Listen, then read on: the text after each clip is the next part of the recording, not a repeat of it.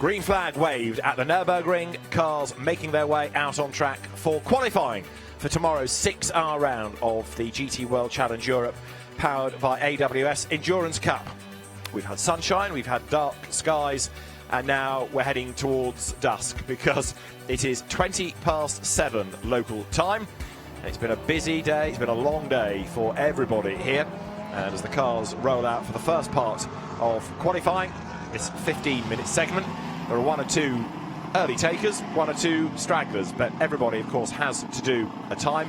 We will have the times from individual elements of qualifying, plus that average of the three drivers as we go along, or the two drivers initially, then the three when we get to that final part of qualifying. David Addison and John Watson, trackside. John, it's been a long wait today for qualifying, but now a really good hour of competition gets underway. It's been a long day in total, but finally we get to see qualifying. These three 15-minute segments to see which of these teams can make the best of those three driver car lineups. And frankly, I don't know if anybody's got a clue, because what we saw, or what was seen in free practice this morning, that was an early start, followed by pre-qualifying, that was a sort of middle afternoon start, and now we're getting into, what is it now, 7:20 in the evening here at Nurburgring. Temperatures are dropping, track temperature probably more crucially than ambient. So in some respects, track temperature is very similar to what we saw earlier this morning, and that may or may not have a bearing on some of the driver car pairings. Notably, these three Ferraris, or amongst the Ferraris, struggled this morning. They couldn't quite get the temperature up on the tyres, they couldn't get the balance, the grip, and they fell back, but they came forward this afternoon when things got warmer. Well, it's going to be, as ever, very interesting indeed. It's going to be interesting to see pace. It's going to be interesting to see what the average is across the three drivers, because that will start to give an idea of who you can anticipate to be good tomorrow for the course of 6 hours of racing. Of course, some of the teams try and double stint each driver. Others will do a single stint and rotate everybody through for two stints. Alessandro Pierguidi at the wheel of 51 Ferrari at the moment, but this is his view as he goes through turn one, way out wide there. Yeah, he nailed it really, really heavily on the brake pedal. You could see the car squirmed around under that heavy braking into turn one. So maybe not the best entry. You know, a big commitment on the brakes, which maybe didn't pay off because he lost. You're talking about fractions, maybe a tenth of a second or so, by just over braking and not getting the nose of the car right into the apex. Ran wide. But let's wait and see. It's his first flying lap. He's fired up as only an Italian in a Ferrari can ever be. Drops down through turn 6. And he's very soon going to be at the very lowest part of this racetrack, down to turn 8. So Pierguidi going for a time. Let's see, the Ferraris have gotten better over the course of the day. Well, it's an absolute best in Sector 1, but we've had so few times. That's not necessarily a big surprise, but it's going to be interesting to see where this puts him at the end of the lap. Riding with him, John, whoops, and a spin from the sister car. It is just, well, low track temperatures. Where did you hear that first? You heard it here. You were right, as ever. So Pierguidi, he's getting on with the job. Bit of traffic ahead, though. Yeah, that's unfortunate. Again, you can see the way the car, it's not particularly well balanced. Turns in, back end snaps. Look at the amount of work that's going on by Alessandro Pierguidi on the steering wheel to try and keep the car in check. Sister car we saw, it had spun off at turn 8, the bottom of the circuit. So Pierguidi, the further he goes in the lap, in theory, the more temperature he will be able to generate in his Pirelli tyres. The car looks, well, you're going to say marginally better through the chicane now into the final turn, and this will bring him back on the start finish. Where's the apex? Alessandro, that's to your right. So he's on the power, coming up to set a target time of 1:55.632. In pre-qualifying, we were on a 54.9 as the best. Yeah, so a little bit off. Fred Vervies just got quickest in Sector 2, about to go probably quickest overall. So the best time we've seen today has been a 1:54.6. That was this morning. Fred Vervies does go quickest at 1:55.1. So Vervies 1:55.107, half a second up on Pierguidi. Rick Brokers is currently third, but again, it'll all start to change around as individual cars do more laps, and of course different drivers take over, and the average is what the grid is going to be based upon. There's already an investigation for speeding in the pit lane, would you believe, and it's number 26 that has been the culprit, Audi. just seeing what I'm rather shocked at the time of Dennis Lynn in the 63 FFF Racing Lamborghini, only down in 11th. I mean, that is not what I'd expect. I think that last sector, something happened because he'd done or recorded personal best sector 1, sector 2. But disappointment. Let's have a look at Jerome Blake-Mullen. Simona Di Silvestri was actually the quickest accredited driver in this car in that pre-qualifying session, which I think is an outstanding performance. First time, to my knowledge, she's been behind the wheel of a GT3 RS. Now Vantor does the absolute best in sector 1 here. So Dries Vantor on a mission, isn't he always? Matteo Cairoli for Porsche. He has gone quickest, 1:54.962. That's a good time. That's better than pre-qualifying, isn't it? That's a very good time. It's nearly as quick as the time we saw from Raffaele Marcello in that pre-qualifying or that first practice session this morning. And not only that, but that car, 54, was one that you and I were discussing in pre-qualifying. Slightly concerned that it was a long, long way down the order, but there it is. It was 37th in pre-qualifying and it's fastest in Q1. Yeah, I mean, Dries Vantor really, really aggressive on the curb exiting out of the chicane. It'll have done the bottom of the car, a power of no good whatsoever. Unreasonably not. Goes quickest, fastest lap we've seen all weekend. 1:54.377. Right, is that job done for Dries, or will he have another shot in this session? He's got 7 3/4 minutes to go. So if that's as good as he thinks he can do, he might park it, save rubber and get the next driver ready for Q2. 54 Porsche, Matteo Cairoli. Can he fight back? Good first sector, not so good second sector here. I think it's a matter of go back into the pits. We've got 7 minutes remaining. I would doubt they will put on, well, they'll not put on another set of new tyres. They might go for a second run, but the likelihood is that the peak performance of that tyre will have been just dulled by that very strong run that we just see from Dries Vantor. So Vantor will give the car in the next session to Christopher Mies and Charles Weerts in Q3, interestingly, the way they've decided to do it here. As there, over the timing line goes Bentley 107. And he's then attacked again by the Ram Racing Mercedes. So Nelson Panciatici coming under attack there. 72, Davide Rigon looking good. Yeah, but the lap time's not looking good. Look at the difference, 7.9 seconds away. And this can't be a flying lap, surely. I mean, you can't consider this as a serious challenge to a strong grid position. So, and currently he's in 9th place, so he has recorded his lap. So this is a second flying lap in effect for Davide Rigon. So currently that car is in 9th place on a 1:55.5. Marcus Winkelhock has had a lap time cancelled for track limit abuse. And we've also got Dennis Lind up to 6th now, number 63. So it's Vantor, Cairoli, Verviche, Andlauer, van der Linde, Lind. Yeah, and Pierre Guidi stays in 10th position. So maybe, again, track conditions not, and look, this time not as aggressive on the brake, but still runs very deep, and he's having a problem to slow the car down. And I don't know why. I can't believe it's a brake problem. Just simply couldn't check the speed. Raffaello! What will this Italian, I don't know what to call him now, there's so many adjectives you could use, but outstanding this morning. Great for the first sector time. Personal best, but 0.3 of a second away from quickest overall in sector 1. Up the hill he comes. So it's a personal best in that first sector. Yeah, the nose puff, puff, puff, puff. As the front splitter. Traffic ahead of him is not ideal. It's going to dull a little bit of his last part of this last sector lap. Well, come what may, he's going to have to move up from 32nd, isn't he? So there'll be some improvement here. It'll be interesting to see exactly where it puts him. But the trouble is he's got to focus not just what he's doing, but at the pace he's catching the traffic directly ahead. Yeah. He doesn't want to catch it in a part of the racetrack which will hurt him, and this is the part of the racetrack which is going to hurt him, so he's lost a little bit more time. So Raffaele Marcello ain't going to be putting the Mercedes 88 on that provisional pole with this lap. But let's wait and see, but it doesn't look like it to me. He was it'll be an improvement. 4/10 down in the first sector anyway, but he goes 4th. It's an improvement. Yeah, but he's half a second back, so lost the time in the first sector of the lap. But 4th he goes, that's pretty good. Gets him up the order. Who does the next stint in that car? Bogoslawski. Right, Joe Osborne's McLaren. Joe's got done for pit lane speeding today, amongst others.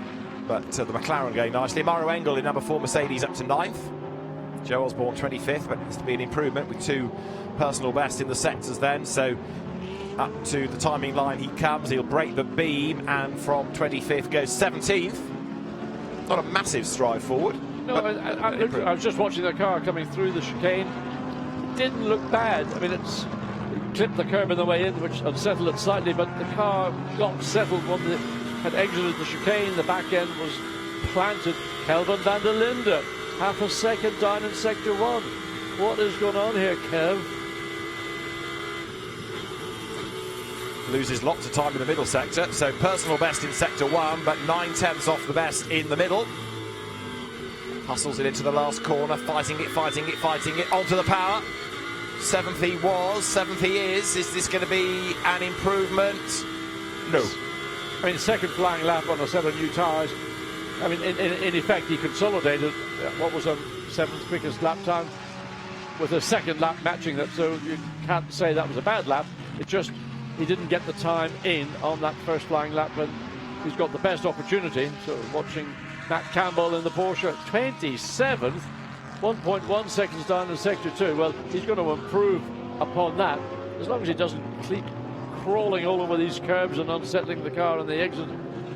So where will Matt Campbell end up? It'll be in the teens, one would assume. There we go, 18th. So Matt Campbell goes through in the GPX Porsche. Thomas Neubauer in the Lexus has gone 13th. Marciello improving again to be 4th with a better lap time of 54.949. 2.5 minutes to go. So the savvy drivers and teams now will call this a session, won't they, and come down the pit lane. Yeah, I mean, we've got 2.5 minutes, just under 2.5 minutes remaining. So you've done your first flying lap, which is the lap you're going to get the time on. Those that didn't achieve what they'd hoped to achieve went for a second one in the belief that maybe if it was traffic or whatever the reasons were, they might. Well, that's Lamborghini going way, way, way wide. Was that the 63 going into turn 1? Might well have been. Can they bandage a lap time out on the second lap?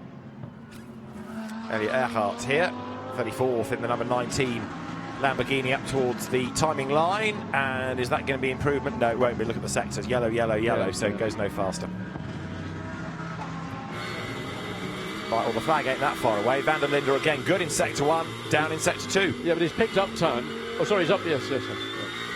So where is Kelvin van der Linde? 7th he was. Again, 3 consecutive laps. He's remained in 7th place. Well, I'll tell you what, that's a very consistent race car. And in fact, if he can do those times on the second, third flying laps, he shouldn't be dissatisfied. Other than he's not quite at the pace of his young Belgian teammate Dries van Thor, who still remains at the top of timing and scoring, having done 4 laps in total, but he did his first flying lap, stunning 1 minute 54.3. Yeah, that lap from Van der Linde was an improved time, but kept him 7th. Thomas Drouet has also been an improver in the 87 Mercedes, but the flag is imminent. We're into the last minute of the session. We're getting a driving standards flag for number 14, which is the Emil Frey Racing Lamborghini for track limit abuse, the dreaded, and that is for Norbert Siedler. Just an interesting statistic for all the fans of Porsche. There's 3 of them in the top 6. They dominate the top 6, the second place, 5th place and 6th place. So that's pretty impressive. The other brands are 3 Audis and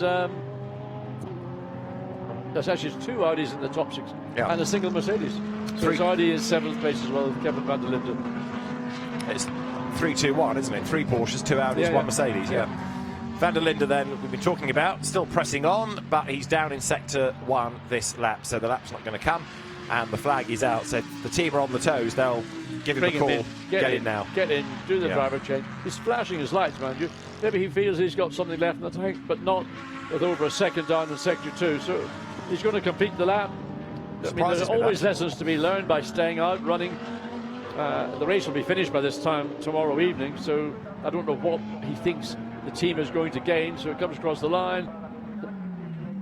Lap time 1:55.540.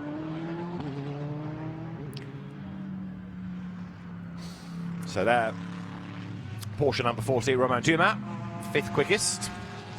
Calvin van der Linde actually improved his last sector, not his lap time, but did do a personal best for the last sector. Yeah. Little good did it do him, but the pace was still there. As you said, he's still pushing on. The reality is, wasn't an awful lot more he could do. Once the tyre has done that first flying lap, and then he did another 3 laps in that set of tyres, it was very unlikely he was going to see any significant improvement. But he obviously felt there was something that he might be able to do, and if he could get himself onto the up to 6th position, for example, onto the 3rd row of the grid, that's always better than starting where he is currently, provisionally, on the 4th row of the grid. But he may still start in the front row of the grid as well. We've got 2 more sessions to go, and it's the combined times that will determine the grid. Well, Dries van Thor then quickest at the end of Q1 from Matteo Cairoli and Fred Vervies. Raffaele Marciello 4th from Romain Dumas, Julien Andlauer, Kelvin van der Linde, Dennis Lind, Mauro Engel, and Maxi Buch. A word from Maxi Buch, he's 10th. We haven't seen a lot of him. There's his car, in fact, the yellow Mercedes just on the left of screen as he gives it over now to Fabian Schiller. Really busy pit lane, 48 cars. We've got 1 or 2 newcomers this weekend, 1 or 2 missing from what we had at Imola, but even so, it's a massively good grid. So the order is thus: Dries van Thor is fastest ahead of Matteo Cairoli, the margin 0.315 of a second. Fred Vervies 3rd ahead of Raffaele Marciello, Romain Dumas, Julien Andlauer rounding out the top 6. Then it's van der Linde, Lind, Engel and Buch. David Rigon only 11th from Marcus Winkelhock, Franck Pereira. Good effort by Sandy Mitchell as ever to be 14th. Right little star he is, the young Scots driver, ahead of Thomas Neubauer in the Lexus. 16th fastest, Alessandro Pierguidi, so the initial pace didn't really get reflected fully, but he still outpaced James Poole in the Aston. Norbert Siedler comes next. Matt Campbell only 19th in the end from Joe Osborne's McLaren. Frederick Schandorf 21st. Rick Broker's doing a nice job for WRT 22nd from the Porsche of Jeroen Bleekemolen. Eduardo Liberati's Porsche, and then Alex Buncombe is that the best Bentley, 25th ahead of Rodrigo Baptista, then Alex Fontana and Nelson Panciatici just ahead of the Team Parker Racing Bentley Academy car. Further down, you've got Andrea Rizzoli's Porsche 31st, Jonathan Hui 35th in the Sky Tempesta Ferrari, Nick Homerson after his spin 36th, number 5 Mercedes a little bit nearer to the pace, 38 Sergei Afanasiev. And the order completed by the Santalot number 26 Audi, but for that session was Michel Blanchemin at the wheel. Pierre-Yves Pack takes it over for Q2.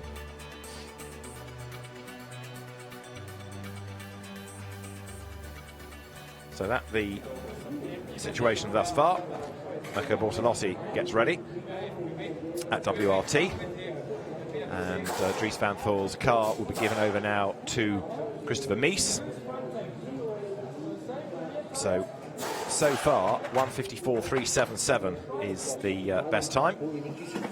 Looking at the second driver in the car of that top 10 group, I don't see anybody there that I think is going to be sufficiently strong with their driver car pairing to topple the Dries van Thor, Christopher Mies, Charles Weerts Audi. That's such a strong run by Van Thor. Chris Mies, likewise, very, very strong. Charles Weerts, you can't say is the weak link. He's far from that. But certainly, I would expect to see consolidation from that Audi. And I don't know what will happen to them in Sector 3. It's going to be interesting, isn't it, as drivers get set then for Q2. As the Bentley Motorsport Academy car, Frank Bird has done for the moment, so that is given to Ewan Mackay now for the second stint, as ever for Stuart Parker's squad, immaculately presented. It's very, I mean, it looks great. Well, it's actually, what do you call that? A wrap. It's a wrap. Looks really, really, I think, very good indeed.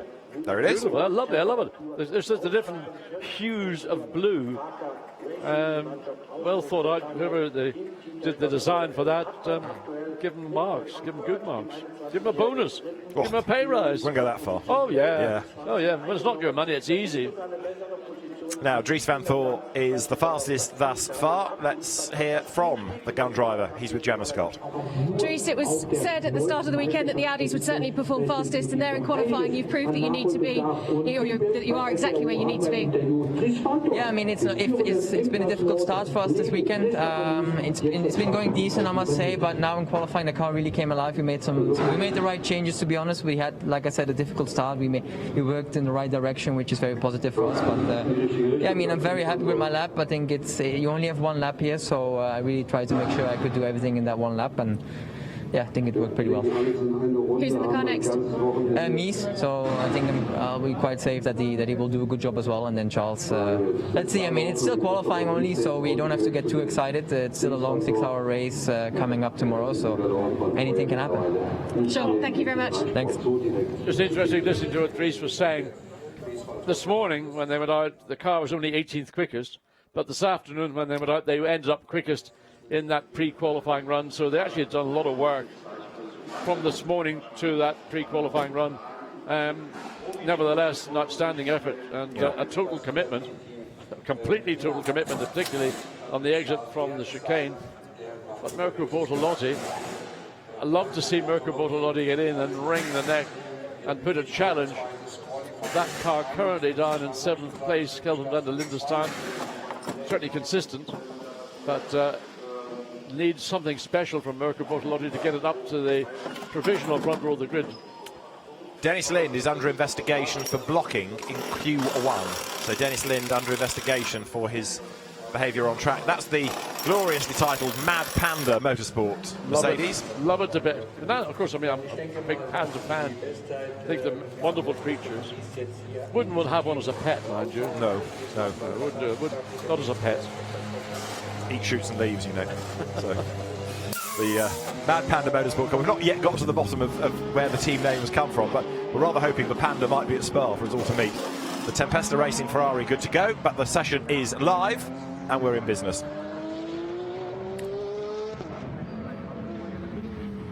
So is it going to be Mies or Engelhardt or Bortolotti or Mappelli for the top time? It's going to be interesting, this, but it's probably going to come from around those three. I mean, the reason I was so positive, if you like, in my comment about it's going to be very difficult to beat the 32 Audi in this sector, because Christopher Mies is more than capable of putting in a time very similar to Dries van Thor. The fact is they've got a 0.3 of a second advantage over the 54 Porsche, the Dynamic Motorsport Porsche. So big ask for Christian Engelhardt not only go out and do a lap time in the 154s, but to be 0.3 of a second quicker than the 32 Audi. I'm sure Christian Engelhardt has got it within him, but I'm not sure the Porsche at this stage can find just out of the top drawer 0.3 of a second. So quite a lot of them biding their time.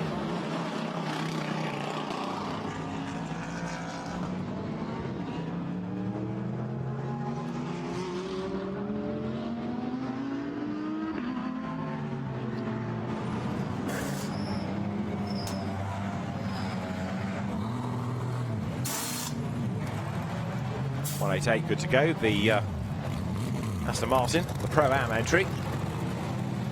Sort of rumbles its way down to the pit lane exit. So Kim Louis Schramm. So let's have a little look. There is the only BMW, disappointingly, in this race. It's proven to be an excellent long distance car. This is a 6-hour race. So straight away, 66, as you say, Kim Louis Schramm at the wheel of it. He's on his toes, trying to maximise a time out of this while the road is relatively clear. That's the key, finding a clear part of the racetrack. Oh, a little lock-up as he will run into turn one. I think he may well have done so. You've blown it. You've blown it. You might as well just cruise around this lap. Don't overuse your set of tyres. Start again. So there, number 4 is good to go. So the Mercedes set for a lap with Lukas Stoltz at the wheel of it. So Kim Louis Schramm gets it all wrong. And Karim Moja, who was behind, was measuring his pace and braking point against the Audi. So he went wide as well, as you saw. I mean, you could see before he got to the corner he wasn't going to make it. And if we could see that in the commentary booth, what was he saying from the cockpit? Or you shouldn't ask those questions, possibly. Maybe you're right. I think that's maybe as hard, you know, it's like making a hard move on somebody in the racetrack. You interview them in the pit lanes, you get on the first question, the hard question. Of course you do. Absolutely. Absolutely right. Ready to go is 98 Rover Porsche. That's the Simona de Silvestro, Timo Bernhardt, Jeroen Bleekemolen car. So that is Simona de Silvestro to go. And now the order starts to shuffle, of course, as the average times come in. So within this session, we are awaiting a proper flying lap. And that in turn will start to jumble up the order. Pierre-Alexandre Jean, who we saw doing great things in Alpines in GT4 a few seasons back, particularly in Bahrain in the international race there. As I saw a little Alpine as I was trundling down to the airport yesterday. Right, First one I've seen on the road. I love the car. Super little car, yeah. I love them to bits. So the big Bentley for CMR, Classic Modern Racing, another team coming to the Bentley fold. Good to see. But Jordan Pepper in number 9, the K-Pax car, has now done an absolute best within Sector 1. Kim Louis Tram has done a lap time at a 1:56.0. 54.3, remember, is the best one of the day from Dries Van Thor. But Jordan Pepper looking really good here. I mean, he's smashed it in Sector 1. I mean, an almighty time in Sector 1. Of course, we wait to see, this is only in this session, wait to see what the overall lap time is. Maybe he didn't have a great deal of competition to be measured against. Surely got to go quickest, go second. 1:55, 1:42. But the timing screen has him top, so it's second outright, but quickest in the session. Yep. So Jordan Pepper does the gun time, but on average it is Vervish, Schramm and Mathieu Drudi at the top.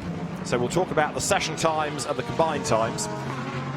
See where it gets confusing, but it's the combined that really is the grid. So that is the first of the Porsche, or the Porsche, that is Silvestro Di Simone, and there is Christian Engelhardt, who this car was the second quickest car at the end of Q1. So a good run in Sector 1 for Christian Engelhardt. So he has got that 0.3 of a second that he needed. Done it in Sector 1. Can he consolidate it through Sector 2 and then across start-finish line? Looking good so far, as long as the traffic doesn't get in the way too much. So an absolute best, a personal best, and he's lost only a fraction there. Up he comes, he's on the limit, slides it, dances it out of the chicane. Yeah, he stayed off the curb, interestingly. He didn't run the curb. So whether the Porsche has just found a bunch more grip or just being conservative with the steering. So Christian Engelhardt currently tops the timing. So they are, on average, over the two sessions, the quickest of the field. So that was a 1:54.471, and on average that car is now quickest from 1:63. Giacomo Altway's time has put the Emile Frey Lamborghini second.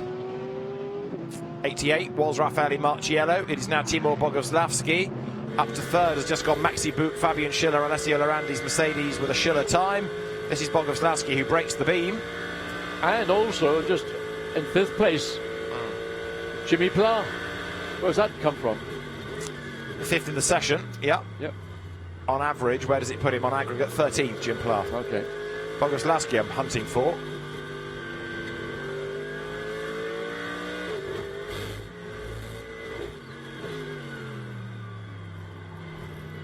So he turns his way out of turn 3. Quick switch, right-hander of turn 4, second gear, back on the power now, John. Yeah, I didn't think it was the smoothest or most rhythmic exit out of turn 4. Turn 3 looked a bit messy as well. So down through 5. Not quite sure that Bogoslavski's got the 88 Mercedes really hooked up in the way that car we know has got the capacity to be. So Bentley 107 comes across start-finish line. Through he goes then, Pierre-Alexandre Jean, and that puts him third in the session and 8th on aggregate. That could be a dark horse, you know that. Nelson Panciatici, Pierre-Alexandre Jean and Seb Morris. That'll be a good combination of drivers. Valentin Asclot punctured on the last lap of the GT4 race earlier on today, but he breaks the beam 13th in the session. Yeah, the 107 Bentley, it could be what you might describe as the sleeper. Yeah. You know, it doesn't sail under the radar for 3/4 of the race, and all of a sudden it's in position to attack as we look at Dennis Olsen. So what can Dennis Olsen do. Well, like those, look at those headlights. Look at that beautiful, matching the Gulf orange. Isn't that pretty? That's good. Last year's IGTC champion goes third in the session, second on aggregate. Yeah, that's pretty impressive. Right now, on average, you've got Porsche first and second over the 2 sessions. Where is Christopher Mies? We haven't seen him so far. I've not seen him. No. Patrick Pilet here.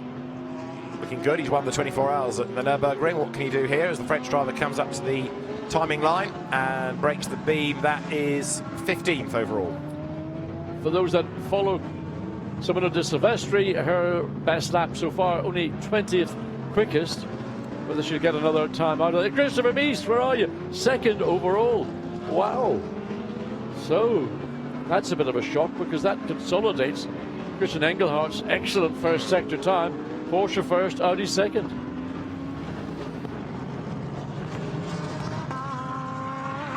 We've not seen the best out of this car yet, have we? Number 4, Luca Stolz in the HRT Hoop Haupt Racing Team Mercedes. And runs out to the very edge, just caught the left rear, just tipped the gravel. A little puff of dust came up from the gravel, so he's not out of range. So we wait to see where this lost time in the second sector. That's a shame. So what can he do in the final sector? Traffic diving into the pit lane, or not even the pit lane, diving off the racing line. Good job, good observation from the Ferrari to see the quicker car coming through. Luca Stolz, where will you end up? 7th, 5th. Good job. Mirko Bortolotti, by the way, 9th in the session and 6th overall. He sneaked through a moment ago. Here is De Silvestro, 22nd across the line. But it is Engelhardt quickest in the session and quickest. That car is now on the aggregate, or the average time. You take the times of the drivers and average them out. Now, there's still no sign of a time yet from number 2, is there, in the top 35? So Christopher Mies yet to deliver the goods. Is Christopher Mies going to be the brave of the brave and wait until the track's pretty much clear? Maybe. Because everybody who's been on track will have considered, what's the point of staying out? Let's come in. So this is rolling the dice big time.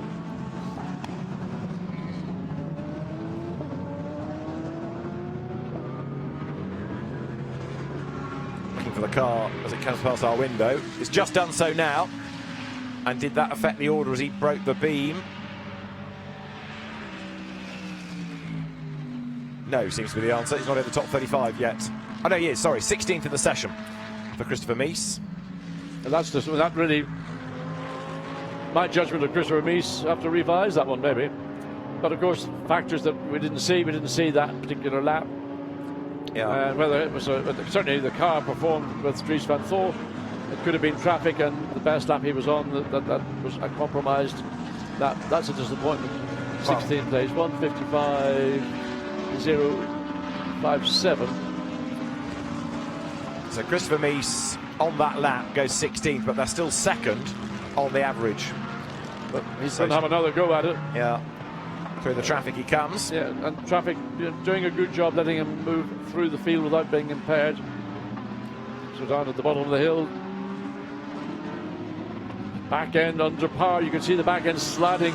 2 large Pirelli tire scrubs on the circuit. That isn't ideal either. You put that load of torque and energy through those rear tires when they're probably at the point of saying, I don't really want any more of this.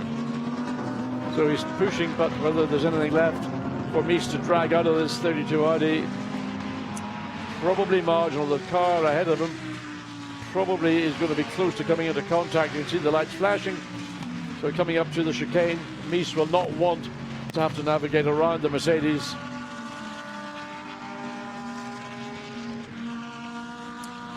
It's going into the pit lane anyway, so he's saved. But disappointment, I would say, in the WRT pit, that Christopher Mies wasn't able to consolidate the gap that Dries van Thor opened up, that 0.3 of a second advantage over the Q1. So he stays second on the grid provisionally as Jonathan Tricotto here heads up towards the timing line. He's been busy. He has. Yeah. Stepped out of one Lamborghini into another one. Absolutely. More powerful one now, the GT3 spec car rather than Super Trofeo spec, but Through he goes to be 35th in the car that he shares with Ricky Collard and Baptiste Moulin. He had a change of mind at the point he was about to turn in and then straighten it up, then got around to do a good recovery in the end.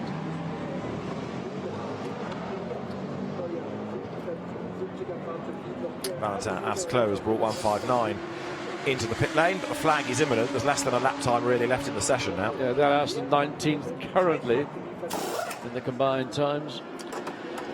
Emil Frey goes to work. The team ready to cycle that car through, ready for Riccardo Feller into Q3.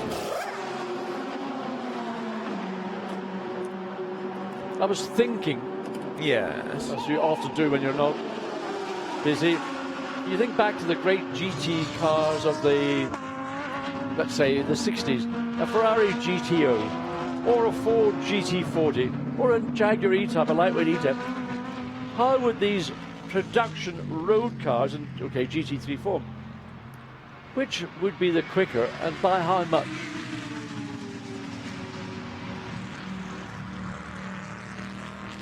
A lot.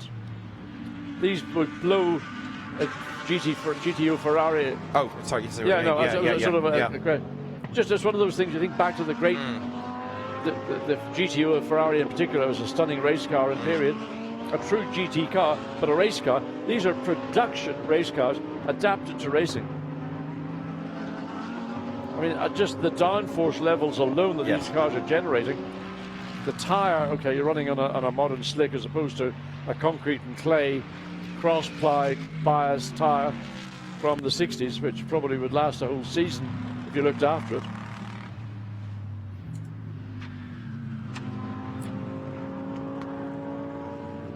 And that looks like it. Checkered flag out. So Christian Engelhardt is quickest at the end of Q2.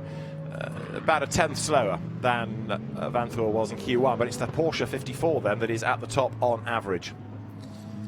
So it's an interesting grid thus far. 48 cars we have, and we've got 2 laps, one of which is, in fact, they're both ACA laps. 87, the Pla Drouet Barthez car, and 88, Marciello Boguslavski and Fraga under investigation. Pierre-Yves Pack in the Audi that's at the foot of the times comes up towards the line. 48th, breaks the beam, stays 48th. The 87 car, ACA could live with a penalty if there is a penalty. The 88 car, that would be painful. Yeah. Because that's the pro car, that's the car that has got all the potential to take victory here after 6 hours of Nurburgring.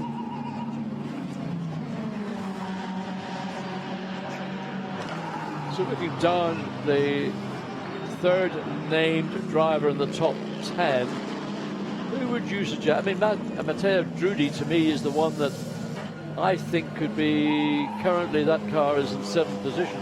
I think that's a car that could certainly end up in the top 6, possibly even higher. Yeah, in terms of quick drivers to shuffle the order, I'd offer you Vincent Abril 5th at the moment in number 4 Mercedes. Albert Costa likewise in the Emil Frey Lamborghini. That car currently is 4th overall, so there's a few in there. Miguel Molina likewise in the Ferrari, James Collado in the other Ferrari. Andrea Caldarelli, who's only 14th We at the haven't moment. talked about Andrea, have we? No, we haven't. Hasn't really been on screen as much as we're accustomed to. But he can probably deliver come 6 hours of the race as well. But right now, Christian Engelhardt is the man of the moment, fastest in Q2. Christian Engelhardt is with Gemma Scott. Christian, you've made the transition from Lamborghini to Porsche this year, but still proving that you've absolutely got what it takes to be quickest.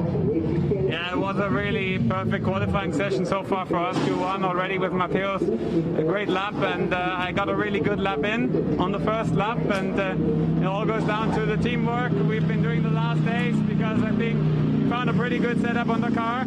Car just failed like on rails, and got everything right there. So this lap today felt like once in 50 qualifying that you get it, the car is good. And what can you do to keep it hot for the next session, to keep it right?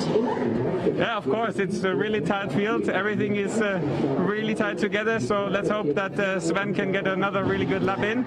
And so far so good, but it's 3 qualifying. Best of luck, thank you very much. Thank you. Nice quote for Porsche marketing department. The car feels like it's on rails. They always like a good positive comment from a driver. Well, this is how we stand at the moment after Q2 with the session times being shown. So Engelhardt from Altway from Olsen was the order. Pierre-Alexandre Jean, really good effort that to be 4th. And that car now up to 15th on average. Stoltz 5th, Nicholas Nielsen 6th, Jordan Pepper, Michael Grenier, Mirko Bortolotti, Fabian Schiller rounding out the top 10. But again, look at the margins between them. You know, we've got 2 there tied on a time. Grenier and Bortolotti on the same time, 154.934, and that was only 1,000th slower than the time ahead of it set by Jordan Pepper. I mean, that's insane, isn't it? So it's mighty close out there. Yes, I mean, we know that GT3 racing is close, and this is just extending that observation. I mean, it's frustrating because everybody, you go out and do a stellar lap, dragged everything out of the car you've got, and you're beaten by 1,000th of a second. Yeah. I mean, that would irritate because you can barely. It takes longer to blink than it is to measure out a time 1,000th of a second.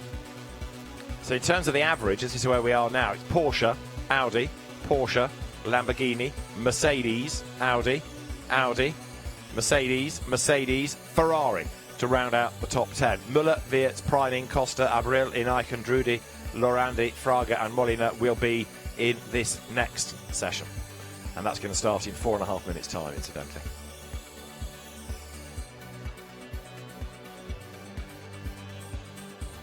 Alex Buncombe, Jordan Pepper, now the number 9 Bentley given to Andy Soucek, 16th on aggregate. The Campbell Pilet Jaminet Porsche I thought would have been a bit higher up than that, and equally the Boccolacci Haase Winkelhock Audi. The trouble is, as you made the point in pre-qualifying, there are so many cars to be in the top 10, they just won't all fit. There are minimum 20 cars that deserve to be in the top 10, but only 10 can be in the top 10. So how do you work it through? I mean, it's so close, so competitive. And also so frustrating. And the worst thing is for these cars that are maybe between 10 and 20, all potentially capable of winning, but just the early opening laps are always a frustration. You get this bunch of cars. You almost could stop, have a chicken leg and then continue on. There's that amount of time that you're going to be so slow. So we've got another 15 minutes of the qualifying session to come, and it will be starting in just about 2.5 minutes' time here at the Nurburgring. It's got a kind of spa feel to it, this, hasn't it, as we're at just gone 8 o'clock local time. Wasn't meant to be like that. Schedule slipped. Yeah, blame errant Lamborghinis from earlier on in the day attacking barriers. Seb Morris at the wheel of the 107 Bentley for this stint, the CMR car of the young North Wales born driver, based near Chester these days, is Seb. Came from the UK's Ginetta Junior scene, had a spell in single-seaters, forming a Renault GP3, but has become a very handy Bentley GT driver. Florian Scholzer, Lamborghini Super Trofeo class winner of years past, takes over the SPS Audi. Another car with a good livery, Christian Hook's it's interesting, company. that one. There's something more traditional, almost old school about the Lexus. Aurélien Panis, son of Olivier Panis, so certainly got the genes. And I mean, just a very simple, as you look at the more stealth-like attempt at racing Audi. Stealth is one of those things that looks great when it's in a showroom, but after about a few thousand miles and a lot of road grime on it, it seems to lose that patina that you can see here. Nicolas Schurl will do 55 driving duties. He shares it with Alex Arca, the team boss's son, and Finlay Hutchison, who's moved to that car for this weekend. Alexandre Imperatori about to be let loose in the KCMG Ferrari, the Hong Kong team.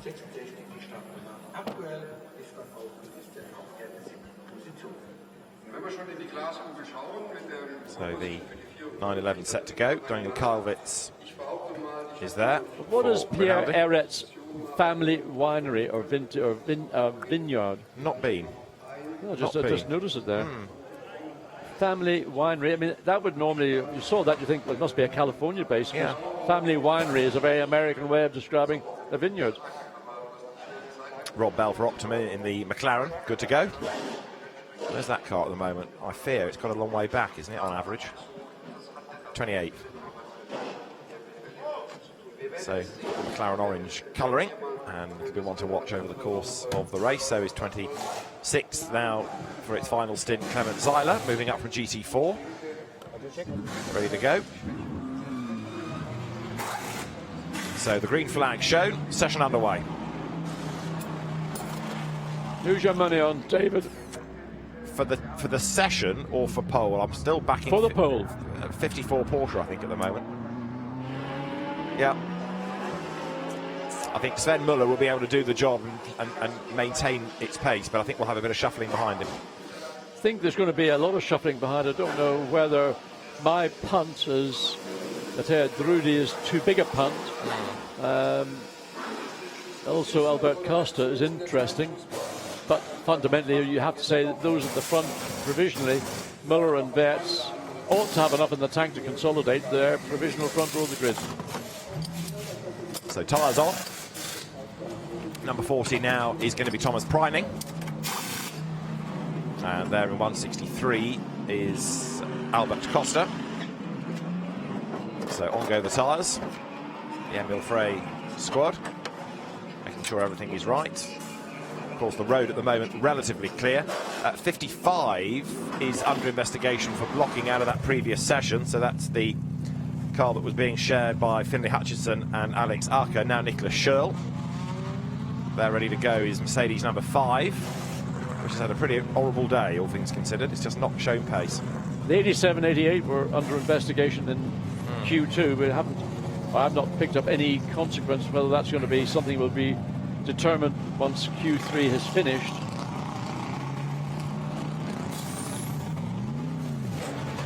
Ooh, there we go. Man in a hurry, that's for sure, isn't it? Yeah.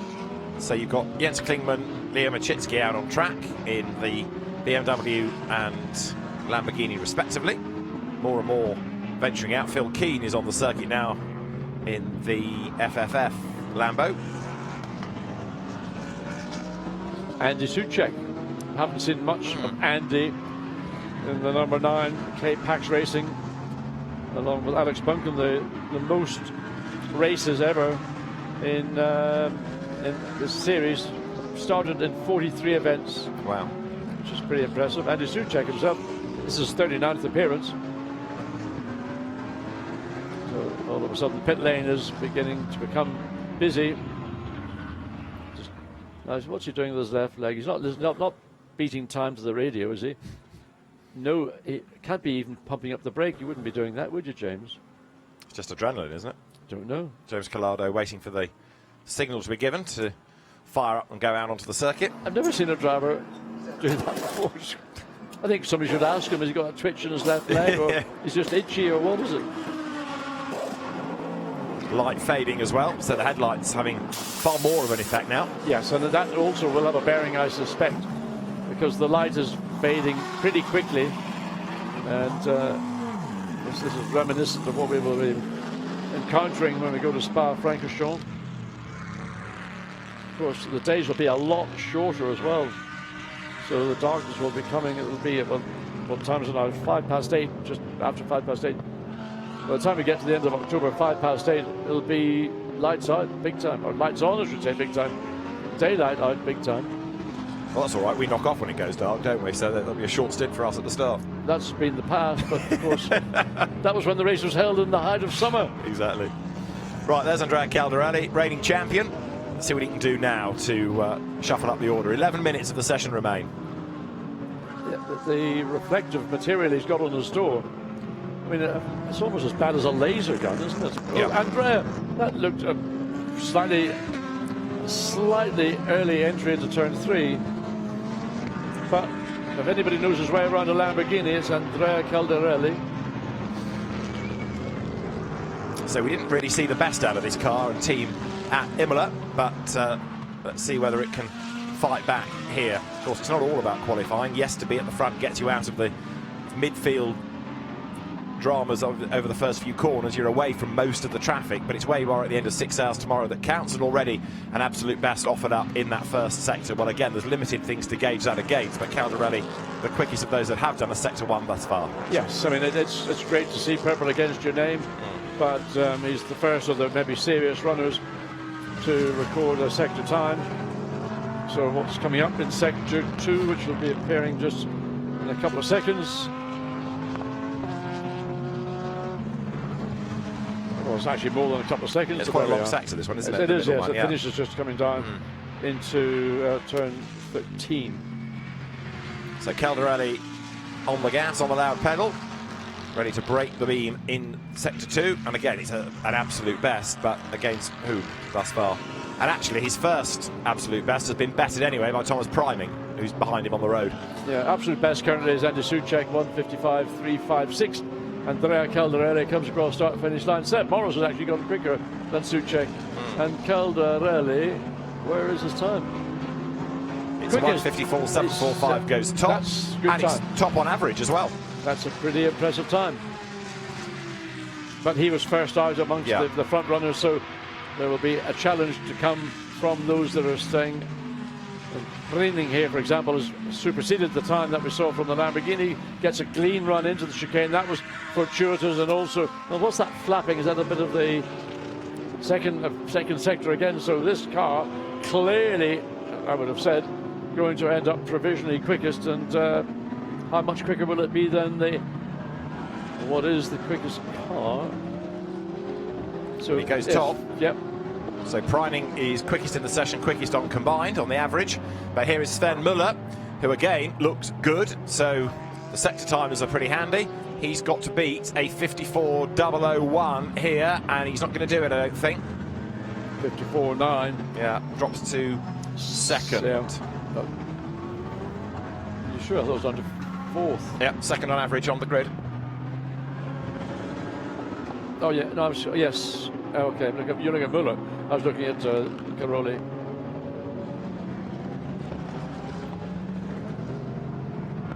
Yeah, I mean, we got these parallel things on the screen.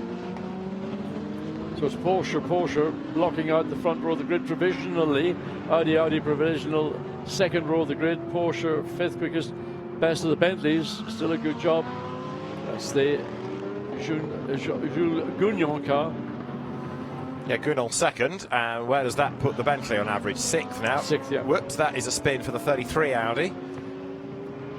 Coming out of the chicane. Well, he made it into the pit lane. That's so Benjamin Goethe managed to, but don't drive back onto the racetrack. There's traffic coming. Well, that's what he does.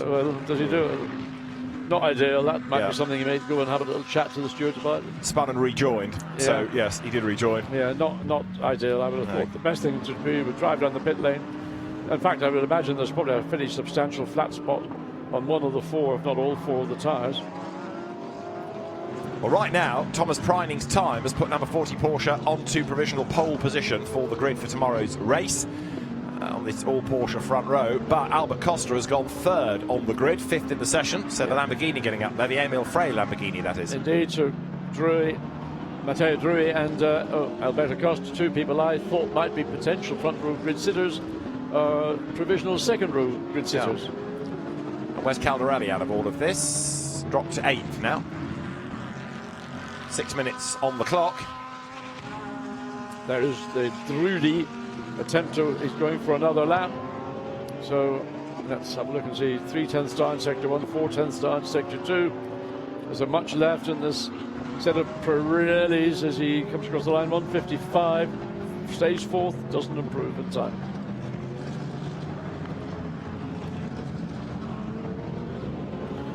Right, so there, 66. Which is the Matteo Drudi Attempto car, and out of turn 1 it goes. 6 minutes are on the clock. Schlock horror. Where is the 88 Mercedes? Can't see it. In the 10th on the grid. Yes, it is. Felipe Fraga behind the wheel. Now, what about Charles Weirts? Because this was the car that topped Q1 and has dropped away over the course of the session.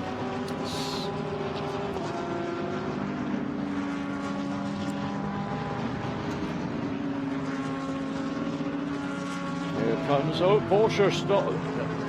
That's right, Nadia, beg your pardon. Somewhere off exit of turn 11, spun off across the racetrack. Wave yellow flags, but not on screen. We're not seeing anything on screen, but there's a wave yellow flag there. You see the Porsche reversing. There it goes. Oh, there, sorry, the Audi reverse. That's the 31. That is a shock and surprise. And there is a problem. So two cars in trouble.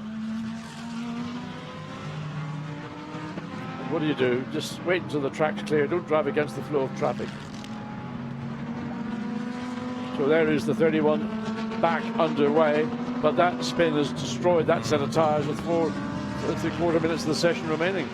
Got a lap time cancelled for 98 Porsche, which is the Rover car of Jeroen Bleekemolen.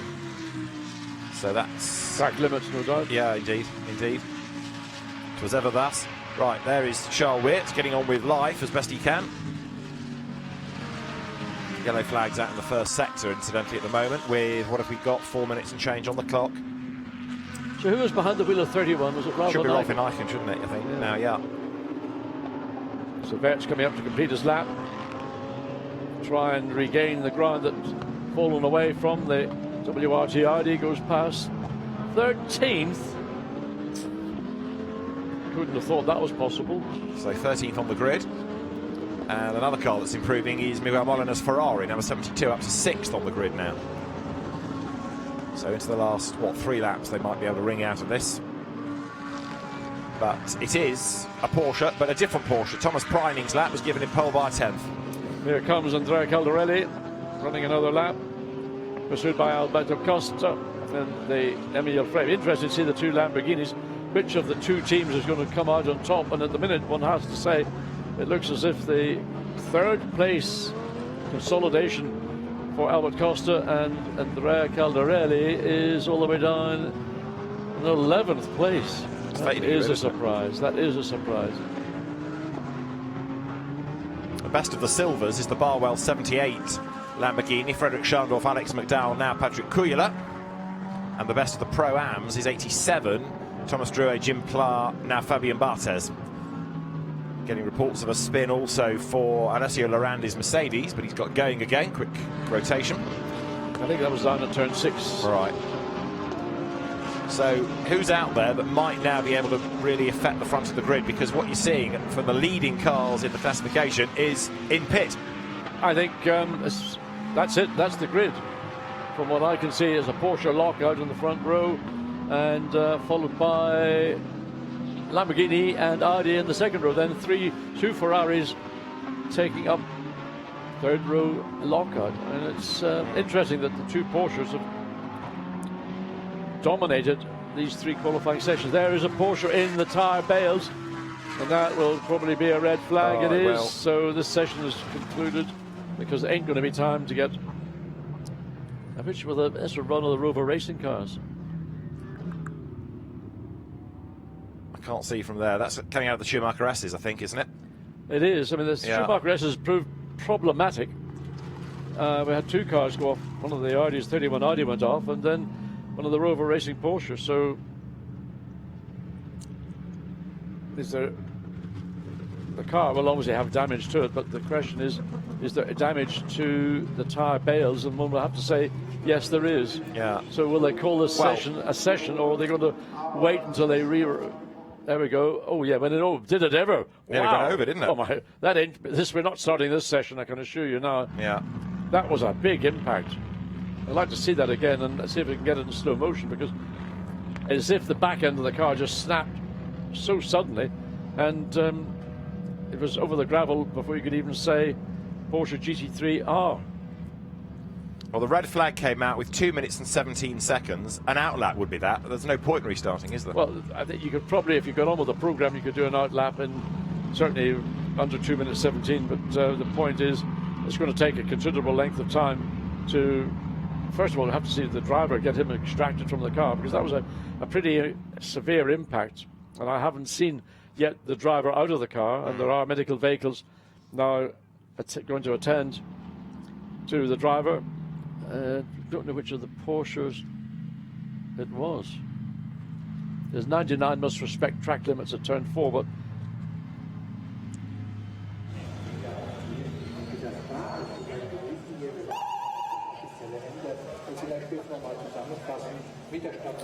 so the teams await news. The clock has stopped at 2 minutes and 17 seconds, but I really wouldn't have thought it was going to be restarted. I know technically you should if it's a qualifying session, but for the sake of 2 minutes.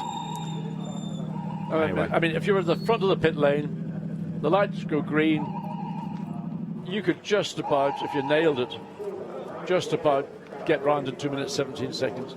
But those further down the pit lane, there's no chance. So in my view, I think it would be a decision that would be the right decision to say everybody's more or less completed their runs. There wasn't very much left for anyone to do.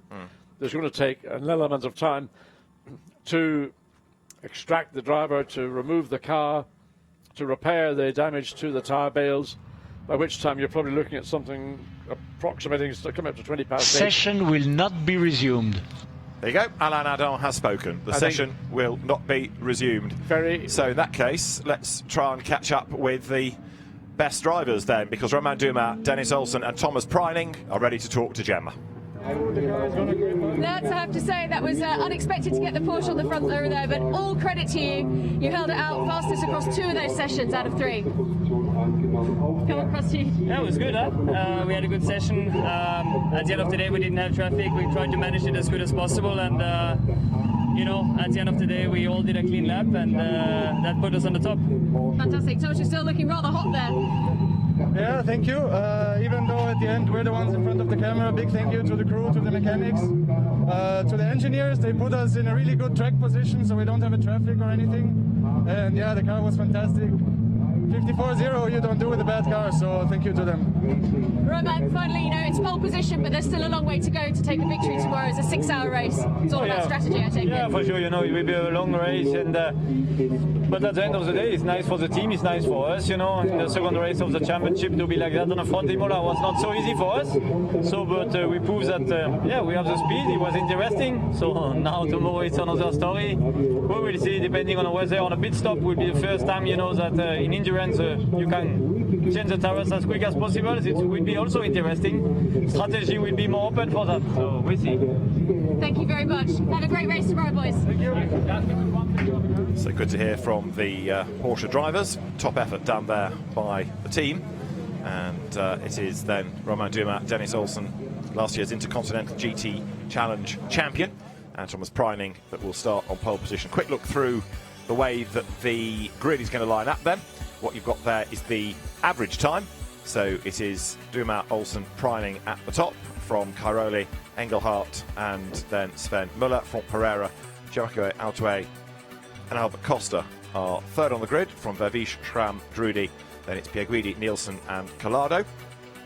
And it all therefore means that the order is Porsche, Porsche, Lamborghini, Audi, Ferrari, Ferrari, Audi, Porsche, Mercedes, and then Bentley to round out the top 10. But again, you've got so many competitive cars, the grid order compared to the finishing order, even at the end of the first lap, never mind 6 hours, is going to be very different indeed.